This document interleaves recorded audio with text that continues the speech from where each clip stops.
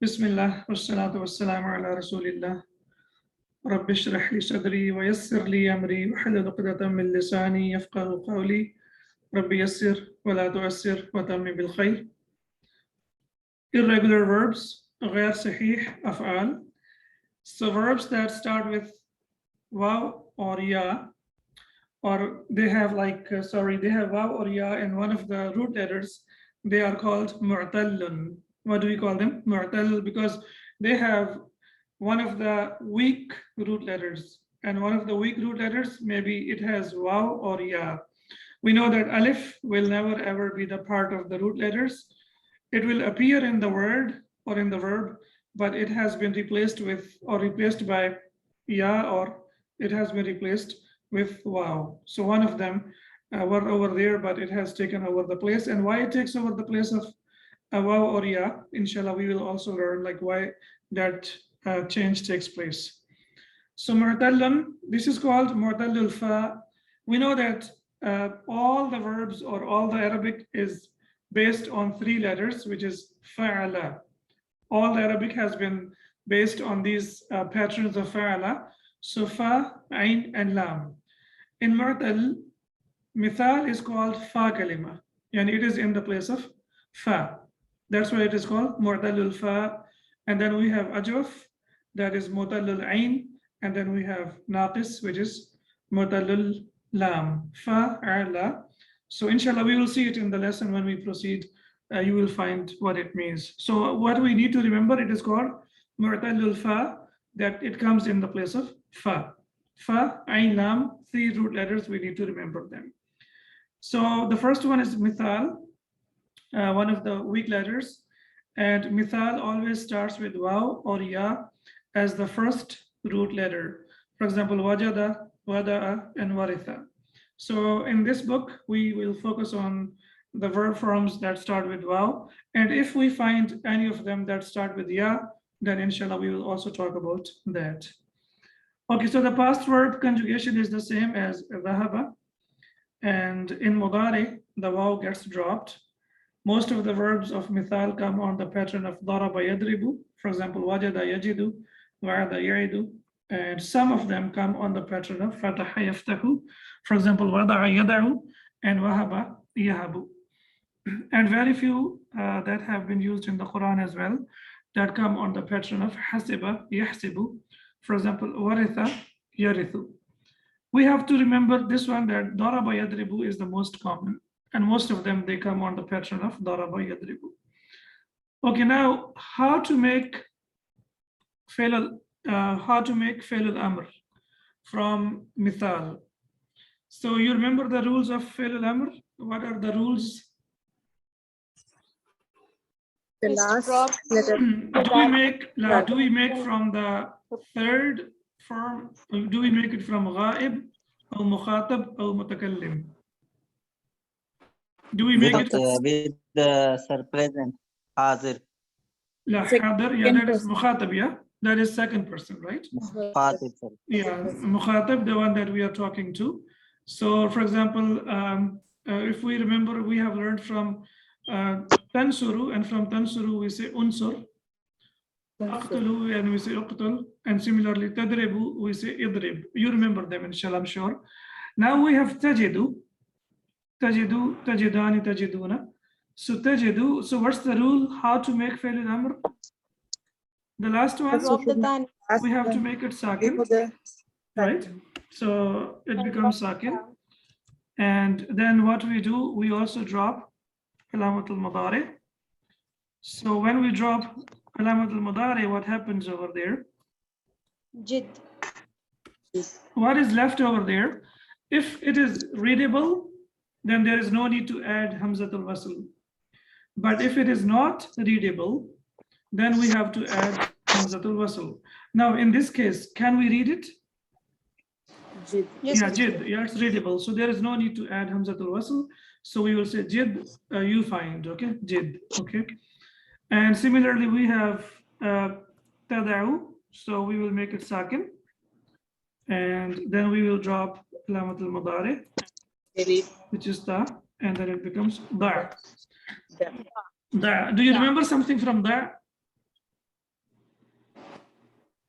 put The I questions that we have in exercise. Madinah book. in every Amsilatul. exercise, yes. In every, Exercise. literally in every Yeah, exercise, we have this fi'l al-amr, which is da, that means put. And we know that when we connect it with, Munasiba. then when we connect it with the next, when we connect it with al, then we put kasra over there. So we say da'il, if you remember. Otherwise, it will be da'. And similarly, we have wahaba, and from there we have yahabu, and from yub, it will be tahabu. So we make it sakin, and then we drop alamat al-mudari, and it becomes hub, right? So from hub, you grant, right? And there are many du'as in the Quran. Rabbana, hab lana, min azwajina, yeah. So Rabbi habli, there are many. So, oh Allah, grant me or grant us. So this is the shortest or one of the shortest forms of fi'l al-amr. Now we have fi'l al-amr, which consists of 2 letters. And then inshallah, we will learn that fi'l al-amr consists of only 1 letter. Only 1 letter, and that will be fi'l al-amr as well. So from wajada, from tajidu, it is jid. From tadaru, it is da. And from tahabu, it is hab. So we don't have to put hamzatul wasl because it is already readable. There is already haraka is over there. For example, jid and da and hab. That's why we will not make any further changes to it. And our fi'l al-amr is ready. That's what inshallah we are going to discuss in the lesson as well. So it's clear now, right? Everything is inshallah easier, and slowly but surely, inshallah, everything will become easier. Okay, now, did you have the time to go through the handouts? No, sir. Okay, no problem. It's very easy, inshallah. So in this lesson, we learn about mithal, as we have discussed already. And we have examples only of the verbs having waw as the first radical or the first root letter. That means we don't have ya, we have only waw as the first root letter. For example, waqafa, he stopped, wazana, he weighed, and wada'a, he placed. And we have already discussed that there is a bit of abnormality in the present tense. And what happens in the present tense? The waw gets dropped. For example, wazana becomes yazinu. Instead of yawzinu, the waw gets dropped and it becomes yazinu. And one of the reasons is it's easy to pronounce. Instead of saying yawzinu, it's easy to say yazinu. So that's why it has changed and the waw has been dropped. The other reason the waw has been dropped, because the waw doesn't like to be between fatha and kasra. So when there is fatha before it, for example, yaw, and there is kasra after it, then the waw gets dropped. That's the real reason why it gets dropped. Why? Because if there is fatha before it and there is kasra after it, then the waw gets dropped. Yazinu. It's like yajlisu, and after the omission of the waw, it becomes yazinu. So instead of yawzinu, it becomes yazinu. Similarly, waqafa becomes yaqifu, and wajada becomes yajidu, and wada'a becomes yada'u. So instead of yawqifu wa yawjidu wa yawda'u, the waw gets dropped, so it becomes easier and smaller. Waqafa yaqifu, wajada yajidu, and wada'a yada'u. Do you know the meaning of waqafa? It has 2 meanings. To stand, and also it means to stop. Yeah. Qif, waqafa yaqifu. From sitting position to stand, from a sitting position to stand. Yeah, stand, yes. And also to stop. For example, qif, if you know, like in most of the Arabic countries, you see the sign of stop. So it's written over there, qif. It's basically taqifu, and ta gets dropped, and the ending becomes sakin, so it becomes qif. You stop. Okay, so we have the foul kalima itself is dropped, Ustad. When the waw gets dropped, the foul kalima itself gets dropped, Ustad. What is it? The foul kalima, when making the mudare, fa'ala, on the scale of fa'ala, the foul kalima itself gets dropped, no, Ustad. You mean fa'al kalima, right? Yeah, foul. That's right, yeah, that's right. Yeah, because alamat al-mudari is extra. So what is left is Ayn and yawkafu, right? fa'al. Yes. So what happens? The foul kalima gets dropped. Okay, so now here we have talked about fi'l al-amr, and fi'l al-amr, now you know how to make fi'l al-amr. Then we have the diminutive form or the short form of something out of love, or sometimes out of when you are looking at something, looking down upon something. So then we use this diminutive, which is like the short form of verb. Like in English, we have the word duckling, but instead of using duckling, we use duck. For example, for children, sometimes we use the word kids, right? Kids is not used for human beings. It's like, but nowadays we use it. So this is the short form of something when you are calling upon someone. So walaydun is the diminutive form of waladun. Waladun, a small boy, and walaydun, smaller than that boy. But if you want to call out of love, ya walayd, ta'al, oh my son, come here. So that means, oh little boy, come here. So you want to say, oh little boy, come here. So you can also say walaydun, and it is also used extensively in the Arabic language as well. So this is basically the short form comes on the pattern of fu'ailun. Irfan, that the city that we live in, what's the name of the city? Jubail, sir. Jubailun, right? Jubailun. So basically Jubail is a small mountain from Jubail, from Jabal. So Jabal means a mountain. Jabal. And from Jabal we have Jubailun, that means the small mountain. And inshallah, based on this example, at least we wouldn't forget the patron of, this is one of the patrons. Sorry? Surah Luqman, ya bunayya. Yeah, Bunayya, that's from the long one. I think we have discussed about that. That's right. So that one has changed from, many changes have taken place, and then finally it becomes Ya Bunayya. That's right. In Surah Luqman, we have discussed about that already. Yes. So from Zaharun, flower, it will be Zuhairun. Naharun, it will be Nuhairun, a small river. Abdun, Ubaidun, slave. You know, we have Ubaidullah, very common name in Pakistan, India. Ubaidullah. So this is Ubaid. And then Hasanun, and from Hasan it is Husaynun, right? So this is basically, Hussein is out of love when you are calling Hasan, and then you want to say out of love. So that will be Hussein as well. Similarly, we have Talibun. From Talibun, we have Tulaybun, right? Student. So all of them will be on the same pattern. From Kitabun, it will be Kutaybun, like a small, booklet. So these words are used a lot. So Zaharun, Zuhairun, Naharun, Nuhairun, Abdun, Ubaidun, and Hasanun, Husaynun. Ha huwa dha, here it is. And this expression is used when a person or a thing you have been looking for suddenly appears. Something you lost, you are looking for it, all of a sudden you find it and you say, ha huwa dha, here it is. Or like when you're making, like normally I use it sometimes as well, just like out of fun.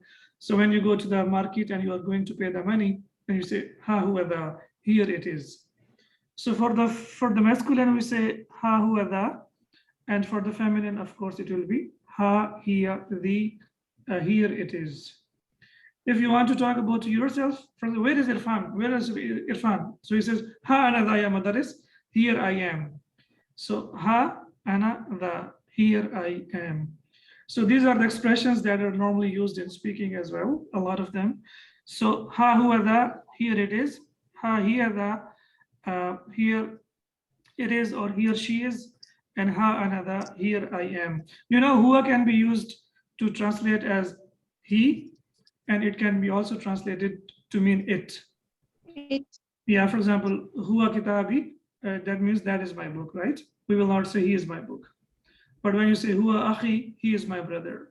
So similarly, hiya can be translated as hiya sa'ati, this is my watch, and hiya ukhti, this is my sister. So it and this or he, it can be translated based on the context, like what we are talking about.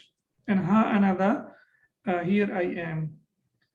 Ha is called harf at-tanbih, and dha is used for ishara. And huwa means he or she. So you know when you say hadha, basically when you say hadha, that means you're pointing towards something to draw the attention of someone towards something. That's why we call it ismul ishara. So ha is called harful tanbih, and dha is basically ismul ishara. Dha is the ismul ishara itself. That's why we say man dhalladhi yashfa'u indahu. So dha basically is used for ishara. Who is the one who can do shifa to Allah subhanahu wa ta'ala. So dha itself is alone ismul ishara, not ha and not ka. Ha and ka are extra. In dhalika, ka is extra, and hada, ha is extra. Yajibu is the mudari of wajaba. Of course, wajaba yajibu. Yajibu literally means it is necessary and it should be. For example, yajibu alayna an nafham al-Qur'ana. We should understand the Quran. Yajibu alayna, or it is necessary for us to understand the Quran. So when we talk about yourself, you will say yajibu alayya, or when we talk about ourselves together, we will say yajibu alayna an nafham al-Qur'ana. And now you know why it is nafham al-Qur'ana and why not nafhamul Qur'ana, because of Harf of nasab. an. Yeah, that's Harf of nasab. yes. Here the phrase an nafhama is the file of yajibu. So yajibu is the fail, alayna is jar majroor, and an nafhama is basically al masdar al muawwal. There are two types of masadar. One is called masdar al sarih, that is the real masdar. And when we use an and then we use the verb after that, that is called al masdar al muawwal. That's the only information that you should know, that al masdar al muawwal can be used as the subject. Here are some other examples. Yajibu alayka an tarji'a ghadan. You must return tomorrow. Now it depends how it is translated. Sometimes it can be translated as it is necessary, you should, and sometimes you must. So it depends, like in the context, like in what context we are using this word. Yajibu alayya an adhaba ila Riyadi al-yawma. I must go to Riyadh today. So that's one of the reasons why we are learning Arabic. That learning Arabic will help us. Sports, it can be sports also, no, Ustad? Yeah, we are supposed to go to Riyadh as well. So this is one of the reasons. Riyadh, we can use sports also, no, Ustad, or Riyadh only it means? Again? Sports. Yeah, sports is also called Riyadi, no, Ustad? Riyadatun, yeah, that has ta marbuta. Yes, sports. Okay, is it so used the same way, or it has ta marbuta? Riyadatu has ta marbuta. Riyadatu has ta marbuta. Okay. Excuse me, sir, can you please repeat this point? The Masdar al-Muawwal, they come with an and they can be used as mubtada. So in they will be used as examples subject. I mean, yeah, they can be used as mubtada and they can also be used as subject as well, or the file as well. File as well, yes. When we say yajibu alayna an nafham al-Qur'ana, it is basically yajibu alayna tafhim al-Qur'ani. Fahama yufahimu tafhiman. Tafhim is also, we know that tafhim is the real masdar. Or yajibu alayna fahm al-Qur'an, fahm al-Qur'ani. We must understand Qur'an. Fahima yafhamu fahman. You know, fahm is the masdar. That is called al-masdar as-sarih. As-sarih means the clear masdar. And this is called al-masdar al-muawwal. And it is basically not masdar, but we have changed it into masdar, the meaning of the masdar. Interpreted masdar. So, but I mean, the use of an is always with a verb. Yes, an can be also, an is also used with noun as well, but here it is used with a verb, as we can see here. But if you want to use the real masdar here, you will say yajibu alayna fahm al-Qur'ani. Fahm al-Qur'ani. And you know that fahm is masdar, and masdar is also used as mudaf, so it will be fahm al-Qur'ani. Yajibu alayna. I have always one doubt. Yes. But here it is saying nafhamal. So how will we translate this masdar al-muawwal into masdar sarid, indicating the nahnu which is inside this one? But you said fahma. But in that that is You're the right. first Yeah. person we. That I don't know how to make that transition, Ustad, because sometimes it gets translated this way and that way. It always confused like how because there nahnu is integrated into that. But how That's when right. we make Excellent. Yes, yes. uh, but Because of always I have Alaina. till date I'm not able to master that, Ustad.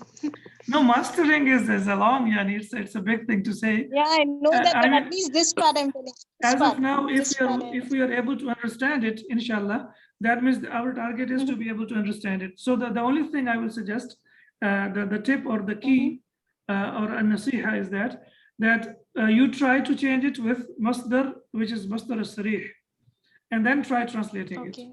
So if you translate 5 or 6 sentences in that way, because masdar is something which talks about action, but it is beyond time and space. It's not, it doesn't include time. That's the difference between the Infinitive. verb. Yeah, That's the difference between the verb and the masdar. That masdar does not include time, but it functions as a verb. But at the same time, it functions as a noun. So inshallah, I'm planning, inshallah, when we complete book 2, please remind me. I'm preparing a stuff or a long, like chapter on how to use masdar or how it is used in Arabic, because unfortunately, 95% of the books of Sarf and Nahw, they do not deal with the use of masdar. yeah.